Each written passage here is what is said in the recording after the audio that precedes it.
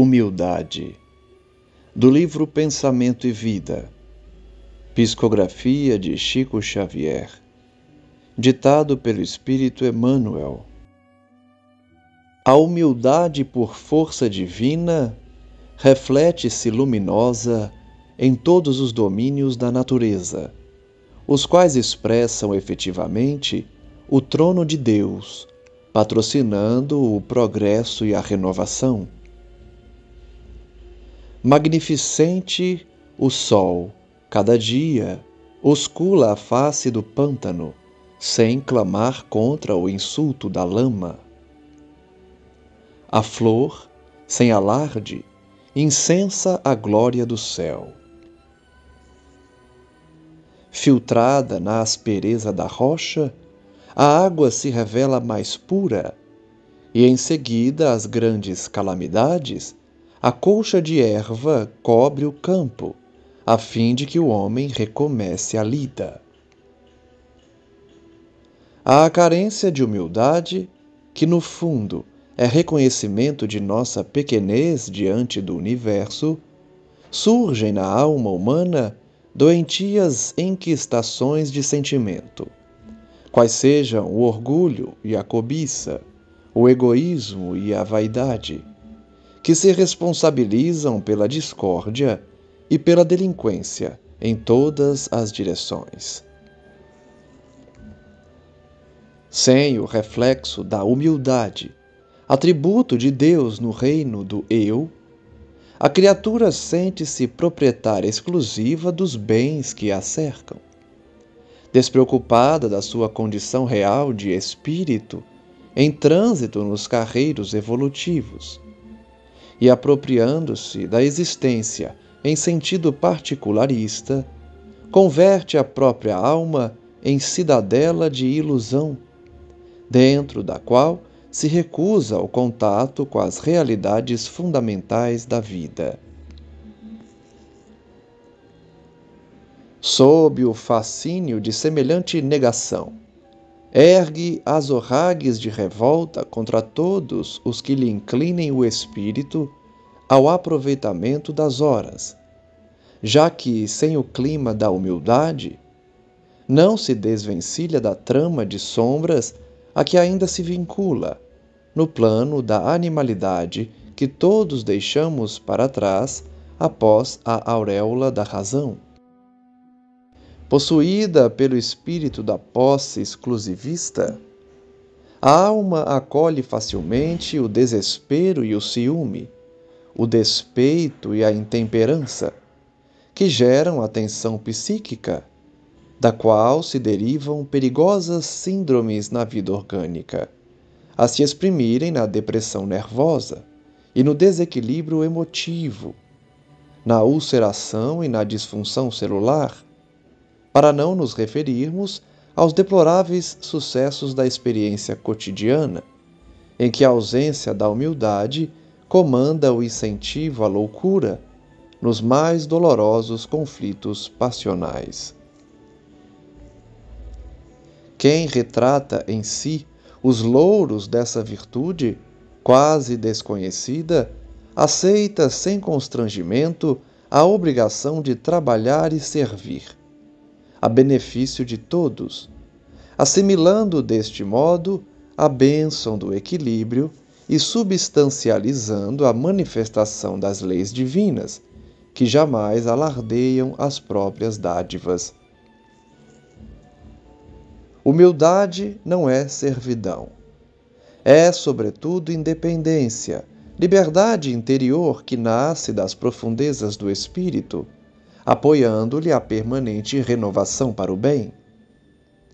Cultivá-la é avançar para a frente sem prender-se. É projetar o melhor de si mesmo sobre os caminhos do mundo. É olvidar todo o mal e recomeçar alegremente a tarefa do amor cada dia.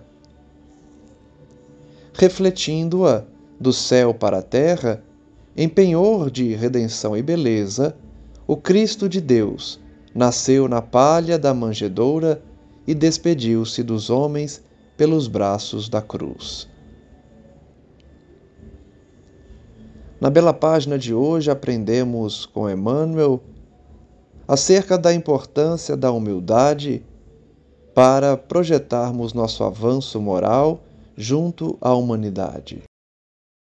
A humildade, por esse motivo, constitui-se num mecanismo de elevação espiritual a todos que reconhecem a sua pequenez e não enxergam nos bens materiais ou nas posições sociais qualquer destaque individual que seja merecedor, mas sim em bênçãos divinas para oportunizar o bem junto dos sofredores. Emmanuel ensina que a humildade é força divina que se reflete na natureza, onde o trono de Deus patrocina o progresso e a renovação. Exemplifica dessa forma com o sol que ilumina o pântano sem reclamar do insulto da lama, da flor que incensa a glória do céu, na água que se revela mais pura na aspereza da rocha, da colcha de erva que cobre o campo para que o homem prossiga na sua lida. Ensina então Emmanuel que quando o homem não tem humildade é porque lhe falta reconhecer a pequenez diante do universo, encrisolando-se num sentimento inferior de orgulho, de cobiça, de egoísmo e de vaidade, que gera discórdia e delinquência. Diz ainda que sem humildade, atributo do divino em nós mesmos, a criatura acha que é proprietária dos bens que a cercam e fica despreocupada em relação às preocupações da alma, do espírito, na carreira evolutiva a que está vinculada. Se apropria dessa forma da própria existência, convertendo a alma em uma cidade de ilusões, recusando o contato com as realidades fundamentais da vida. Não devemos, portanto, incidir nessa negação, sob pena de ficarmos revoltados contra todos que nos inclinem para o bem, para a valorização do espírito em detrimento da matéria. Sem humildade, nós não aproveitamos o tempo na terra e nos rendemos à animalidade,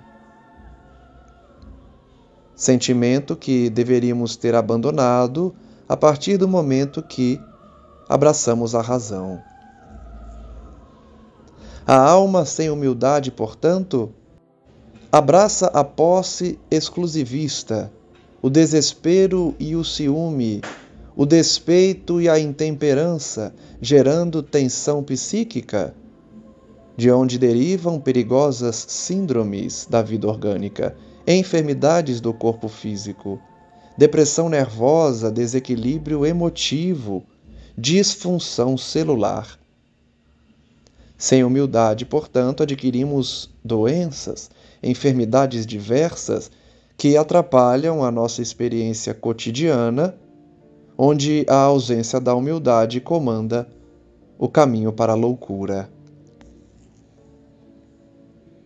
Já os que possuem humildade colhem os louros dessa virtude sem constrangimento, trabalhando e servindo a benefício de todos e assimilando, por consequência, as bênçãos do Altíssimo, manifestadas nas suas leis divinas. Esclarece, por fim, Emmanuel que humildade não é servidão, é independência, é liberdade interior, que nasce das profundezas do espírito, apoiando o indivíduo para as conquistas do bem. Cultivar a humildade é avançar, sem prender-se ao passado, é projetar o melhor de si mesmo sobre os caminhos do mundo, recomeçando as atividades alegremente a cada dia.